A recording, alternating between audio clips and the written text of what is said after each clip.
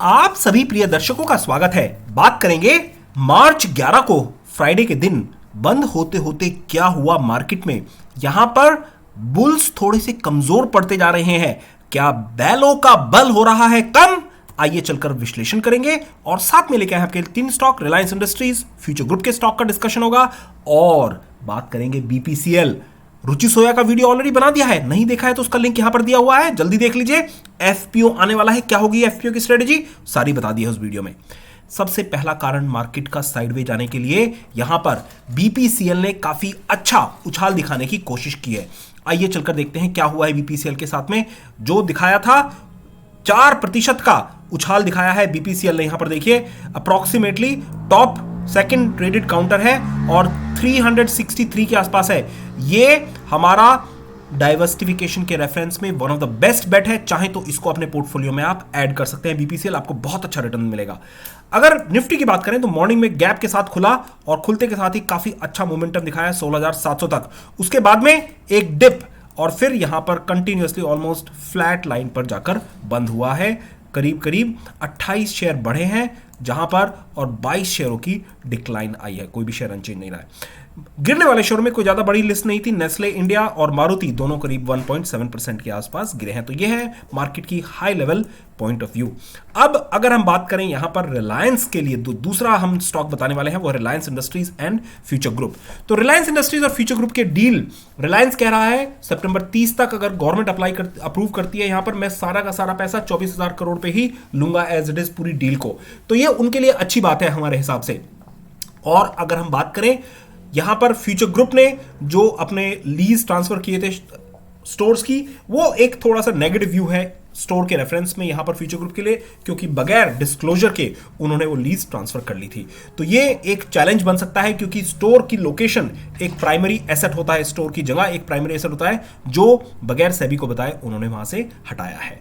तो ये इस वजह से मार्केट ने, जैसा हमने आपको थर्सडे के इवनिंग में वीडियो बताया था कि मार्केट एक नीजक रिएक्शन दिखाएगा, हुआ वैसा ही। अगर रिलायंस को देखें तो रिलायंस ने ऑलमोस्ट मार्केट के साथ टेंडम में काम किया है। एक रेंज बाउंड डे रहा पहली कैंडल के बाद में, सारे दिन भर उसी कैंडल के अंदर काम होता रहा रिलायंस पे। बट इंटरेस्टिंगली अगर आप फ्यूचर ग्रुप के स्टॉक देखें तो फ्यूचर लाइफस्टाइल फैशन कोई सरप्राइज नहीं था, ये 8% के आसपास गिरा है क्योंकि इसके स्टोर भी वहां पर उन्होंने लीज ट्रांसफर कर दिया। अभी तक तो फ्यूचर रिटेल के अनाउंस की थी, अब फ्यूचर लाइफस्टाइल फैशन के भी 50% से ज्यादा स्टोर उन्होंने लीज ट्रांसफर कर दिया है। इंटरेस्टिंग फैक्ट जो है, ये एक्सपेक्टेड था बट 8% के आसपास गिरना नहीं, 5% के आसपास हम सोच रहे थे, जैसा कि फ्यूचर रिटेल ने 5% के आसपास गिर के बंद हुआ है। इंटरेस्टिंग फैक्ट जो आपको बताना चाहते हैं, अगर आप इसको लास्ट कैंडल को देखें, सबसे ज्यादा वॉल्यूम है लास्ट 1 घंटे की कैंडल में। अगर 1 मिनट के चार्ट पर इसको देखेंगे तो आपको सारा मामला समझ में आ जाएगा। यहां पर 3 बजे के आसपास जो, जैसा हमारा ट्रेडिंग सर्कल में खबर आई है कि अमेजन ने थोड़ा सा पॉजिटिव रुख दिखाया है, अपना प्राइस कम करने की बात कर रहे हैं और साथ साथ में रिलायंस के जो रिप्रेजेंटेटिव है उन्होंने कहा है let's sleep on this condition. इसका मतलब क्या हुआ, वो जाकर मुकेश अंबानी से बात करेंगे कि जो 1,500 करोड़ अमेजन का निवेशित है, क्या वो हम इक्विवेलेंट या कुछ कम पैसा लेकर उसको आपका आरआरवीएल में हिस्सेदारी दे सकते हैं। अगर ऐसा होता है तो सबके लिए बेनिफिशियल सौदा रहेगा। और इसी खबर के चलते हुए देखिए लास्ट के 3 मिनट में काफी तगड़े वॉल्यूम के साथ ये ऑलमोस्ट 11 रुपए तक चला गया था। इसीलिए कह रहे हैं दोस्तों ये एक अंडर वैल्यू स्टॉक है। We are even ready to buy more stock अगर हमारे राइट लेवल पर आता है। राइट लेवल का प्राइस आपको बता दिया था अपने स्क्रीनशॉट दिखाकर, जो हमने जीटीडी ऑर्डर डाले हुए हैं। यहां पर आपको एक बात समझनी है कि लॉन्ग टर्म के लिए अगर आप फ्यूचर ग्रुप का डील हो जाता है तो ये आपको रिलायंस के शेयर मिल रहे हैं। Of course everything have a risk and reward, please consult your financial advisor अगर आपको स्पेसिफिकली कोई एडवाइस चाहिए तो अगर हम यहां पर देखें तो इस सब के चलते हुए ये स्टॉक थोड़ा सा पॉजिटिव रहा है। और बैंकिंग सेक्टर ने पॉजिटिव न्यूज दिखाना शुरू किया है। बैंकिंग सेक्टर में अगर हम बात करें तो बैंकिंग सेक्टर के सारे स्टॉक तो पॉजिटिव नहीं थे, बट जो मेन स्टॉक है अगर हम बात करें बंद होते होते एचडीएफसी बैंक ये पॉजिटिव टेरिटरी में बंद हुआ है, 1 घंटे के चार्ट पर देखेंगे। आईसीआईसीआई बैंक 0.19% के आसपास बंद हुआ है। एसबीआई 0.35 के आसपास जाकर बंद हुआ है। तो सारे स्टॉक थोड़ा थोड़ा पॉजिटिव रुख रखकर बंद रखे, जिसकी वजह से मार्केट भी थोड़ा पॉजिटिव टेरिटरी में आया है। अब देखिए इन्फ्लेशन बढ़ता जा रहा है। आपको एक रियल टाइम एग्जांपल देते हैं। हमारी टीम यूके में काम करती है, उन्होंने बताया है यूके में अंडे के भाव भी बढ़ने लगे। जैसा हमने आपको बताया इन्फ्लेशन बढ़ेगी, सब पे इंपैक्ट आएगा। अब यूक्रेन की लड़ाई का इंपैक्ट देखिए, यूएस के और यूके के हर जगह पर पड़ रहा है। यूरोप का काफी सामान आपका यहां पर जाता है यूके में सप्लाई करने के लिए।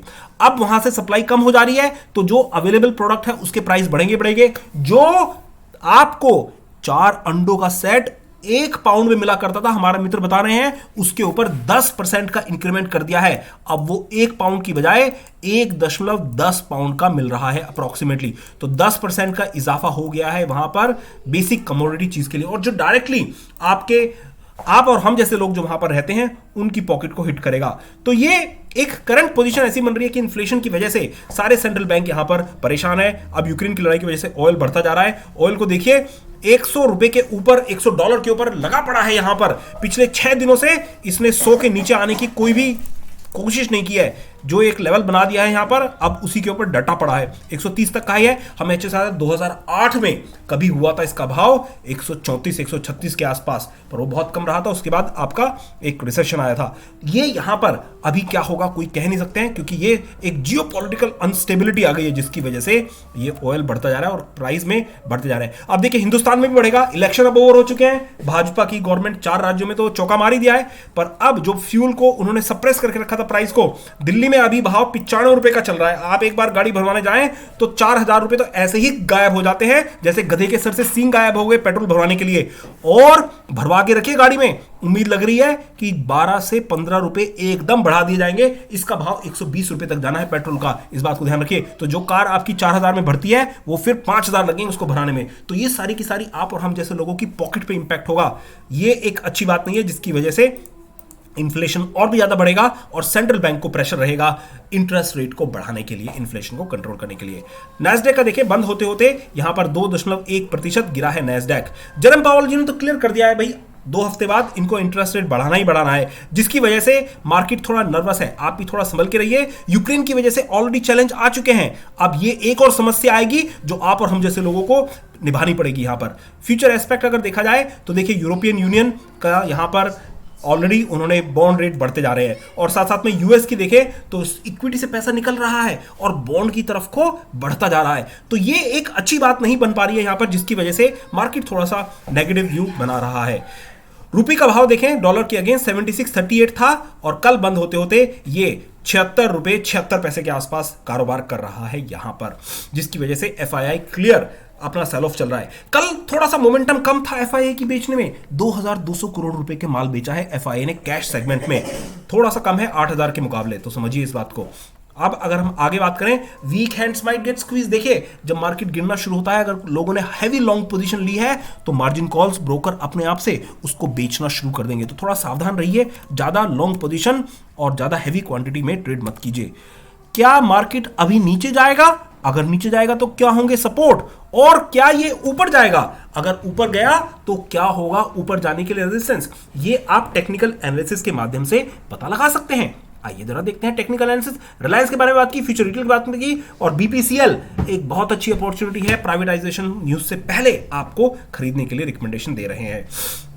आइए टेक्निकल एनालिसिस देखते हैं निफ्टी का। सबसे पहले 1 घंटे के चार्ट को अगर निफ्टी को देखें तो यहां पर निफ्टी 50 कल जैसा हमने बताया पहली कैंडल के अंदर ही सारे दिन की कारोबार होता रहा। तो जितना हिसाब किताब बना पहली कैंडल में वो सारे दिन उसी हिसाब किताब में रहा। ना किसी को खरीदने का मौका मिला होगा अच्छा, ना किसी को बेचने का मौका मिला होगा। इंट्राडे में इतना अच्छा दिन नहीं रहा था कल, कभी कभी बहुत अच्छा दिन होता है ट्रेडिंग के लिए, बट हम यहां पर अपनी स्पेसिफिक पोजीशन बना के रखे हैं जो हमारी पेड मेंबर्स को मालूम है, जो कि काफी अच्छी प्रॉफिटेबल सिचुएशन बन रही है। सुपर ट्रेंड के बेसिस पर अभी भी इसका सेल सिग्नल है और सेल सिग्नल का लेवल जो है 17,000 के आसपास है। 16,700 तक तो चला गया था, अभी 300 का गैप है, शायद ये फिल करने की कोशिश करेगा इसको ऊपर जाने के लिए। यहां पर आरएसआई का लेवल 50 के आसपास है, जो कि एक परफेक्ट न्यूट्रल जोन होगा, तो यहां से ऊपर जाने में इसको कोई दिक्कत नहीं होनी चाहिए। सुपर ट्रेंड के बाद में अगर बोलिंजर बैंड को देखें तो बैंड के लोअर हिस्से से काफी अच्छा बाउंस बैक दिखाया और ये यहां तक आ गया है, जो कि अच्छी बात है। अगर एक बार इसने 16,780 का लेवल क्रॉस किया तो इसका मतलब अगला टारगेट 16,700 तक जाने का होगा बोलिंजर बैंड के बेसिस पर। बैंडविड्थ अभी भी 10-11 के आसपास है, तो अभी और उछाल आने की उम्मीद लग सकती है इस तरह के स्टॉक में। आइए चलकर ऑप्शन चेन का एनालिसिस करते हैं। बहुत इंपॉर्टेंट होता है आपको, अगर आप इंट्राडे ट्रेड करते हैं तो आपको लेवल पता होना चाहिए, किस लेवल में आपको काम करना है। तो यहां पर ये वीकली ऑप्शन चेन की एक्सपायरी की सीरीज है। इसमें सबसे पहले अगर हम सपोर्ट की बात करें तो 16,500 पर सबसे पहला सपोर्ट लगा हुआ है। यहां पर ये देखिए 42,000 के शेयर ओपन इंटरेस्ट पड़ा हुआ है पुट में, तो ये एक स्ट्रॉन्ग सपोर्ट की तरह से काम करेगा। अब रेजिस्टेंस क्या होगा, इसके इक्विवेलेंट जो शॉर्ट टर्म का रेजिस्टेंस है वो 16,800 के आसपास है। तो मंडे के दिन मार्केट में अगर किसी को ट्रेड करनी है तो 16,800 के आसपास मार्केट को शॉर्ट कर सकते हैं, या फिर 16,500 के आसपास मार्केट को लॉन्ग कर सकते हैं, यहां से ऊपर जाने की कोशिश करेगा। तो ये हमारे हिसाब से करंट की पोजीशन है। इसमें दोनों लेवल अपने चार्ट पर मार्क करके रखिएगा, इसी के हिसाब से आपको अपना कारोबार करना है। तो देखिए जैसा हम बता रहे हैं वीकेंड्स मार्जिन कॉल ट्रिगर होंगी। स्मार्ट प्लेयर्स ने ऑलरेडी पैसा अपना निकाला हुआ है मार्केट से। ऑप्शन चेन के माध्यम से क्लियर लग रहा है कि 500 का लेवल काफी स्ट्रॉन्ग सपोर्ट है। एसजीएक्स निफ्टी कल 16,500 के आसपास था, तो यहां सपोर्ट है, लॉन्ग जा सकते हैं अगर मार्केट इसी लेवल के आसपास खुलता है। इंटरनेशनल मार्केट नेगेटिव बायस है। कोरोना केसेस अब थोड़े कम होते जा रहे हैं, पर चाइना में फिर से एक नया वेरिएंट दिखाई दिया है। क्या वो स्टॉक मार्केट पर इंपैक्ट करेगा, टाइम ही बताएगा क्या उसकी लॉकडाउन की सिचुएशन हो रही है। और यूक्रेन ने तो पूरे मार्केट को बर्बाद कर दिया है, तेजी का सारा माल ही खत्म कर दिया इन्होंने। पोजीशन क्या है हमारी, हमारे पेड मेंबर्स को पता है, चाहे तो आप 299 के हमारे 60 चैनल को भी ज्वाइन कर सकते हैं। हमारा ऑब्जेक्टिव है 16 लाख रुपए। हमने 6 लाख का अपना बेसिक अमाउंट था और 10 लाख रुपए एडिशनल डाले थे। टैक्स कैलकुलेशन की वजह से एक अकाउंट से दूसरे अकाउंट में डालने थे, तो ये 10 लाख का यहाँ पर टैक्स का बेनिफिट के लिए ट्रांसफर किए हैं पैसे, जिसको अब हमने 60 चैनल में ऐड कर दिया है अपने। तो 299 का अगर आपको हमारा पैकेज लेना है, निफ्टी के फ्यूचर ऑप्शन ट्रेडिंग कर सकते हैं हमारे साथ। Please consult financial advisor before investment की ट्रेडिंग, और ट्रेडिंग के लिए आप मेल ड्रॉप कीजिए। जय हिंद।